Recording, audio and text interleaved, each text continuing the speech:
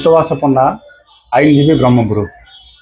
कौन कहते आप अभियोग बीएमसी आवास गृह अहेतुक परिमाण टंका खर्च देखो ब्रह्मपुर म्युनिसिपालिटी गोटे आर्थिक देवालिया स्थिति चलती एठी विकास संपूर्ण भाव में स्थाणु हो जाइए।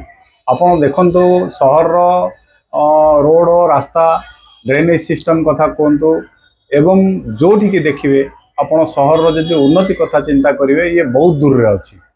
मु संपर्क चिंता कली भाविली जे ब्रह्मपुर म्युनिसिपालिटी जो सरकार अनुदान दौरान ताकू किपरि भाव में खर्च कर आरटीआई मागिली जे म्युनिसिपालिटी जो ऑफिस अच्छी एवं कमिशनर जो आवास ए घरे एवं म्युनिसिपालिटी ऑफिस रे गत 5 वर्ष भितर लोकंकर टिकस पैसा एवं सरकार जो अनुदान दौरान से केते खर्च कर जो मते आरटीआई तथ्य देले से कहले गत 5 वर्ष से पाखापाखि 2,34,00,000 टंका निर्माण एवं जो रिनोवेशन जो रिपेयर नाम खर्च कर।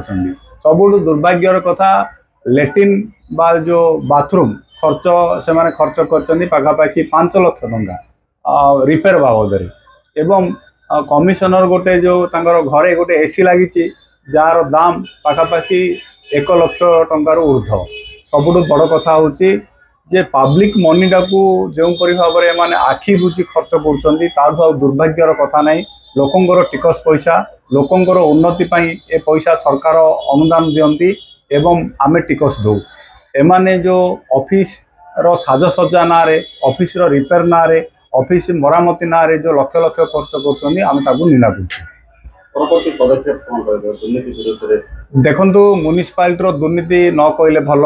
आपण म्युनिसिपालिटी बंध दुर्नीति कथा कहतु कांथरे जो चित्र आंकिवा दुर्नीति कथा कहतु कोरोना समय बाउंस जो बाड़ कथा कहतु आपण जो छुईबे ब्रह्मपुर म्युनिसिपालिटी दुर्नीति रे बुड़ी रही।